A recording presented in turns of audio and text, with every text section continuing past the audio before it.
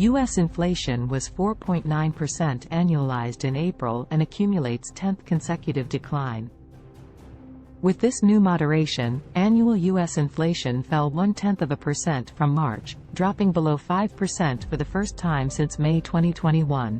U.S. inflation registered 4.9% annual rate in April and accumulates 10th consecutive drop. The Consumer Price Index, CPI, registered a year-on-year rate of 4.9%, announced today the Bureau of Labor Statistics, BLS, under the Department of Labor, which would pave the way for the Federal Reserve, Fed, to finalize its rate adjustment. With this further moderation, annual U.S. inflation was down 0.1% from March, falling below 5% for the first time since May 2021.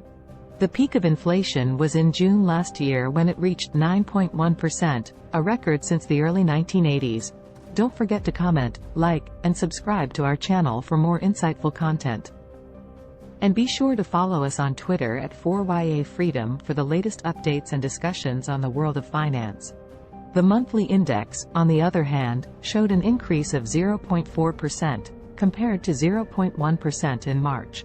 Analysts had expected 5% annual and 0.4% monthly, according to surveys conducted by the firm MarketWatch and published by the AFP news agency.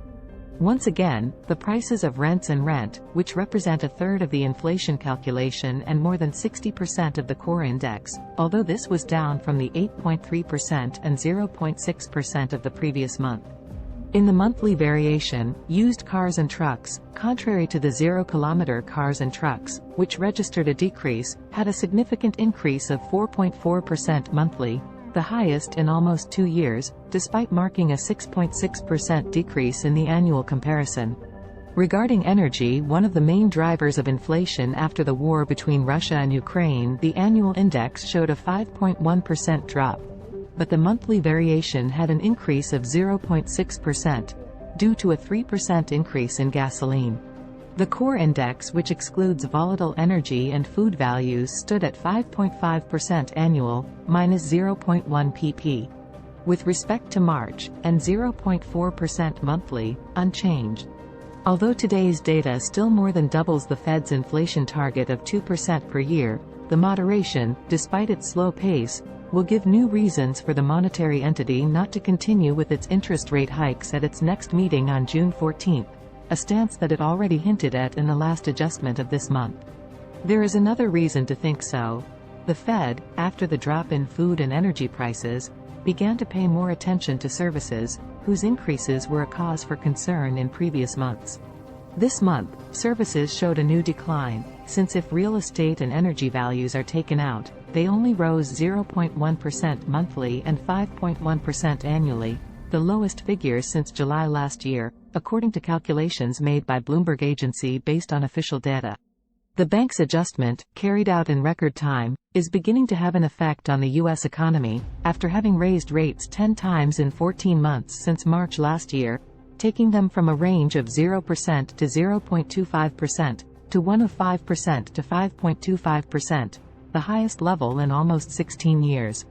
The cooling of the economy, which according to several analysts could lead to a moderate recession this year, is supported by the recent turmoil in the banking sector, which has had the effect of tightening credit conditions. In addition to inflation and the situation in the banks, the Fed will pay attention to data coming from the employment market, which it believes could cause inflationary pressures with its current mismatch between supply and demand. Although the Fed will probably stop raising rates as early as June, there is a market consensus that rates will remain tight for some time and, for the time being, rate cuts are ruled out for the remainder of this year. Because of the lag between policy actions and their effects, it will take time for adjustments to restore balance to the economy and restore inflation to our 2% annual target, New York Fed President John Williams said yesterday at an event.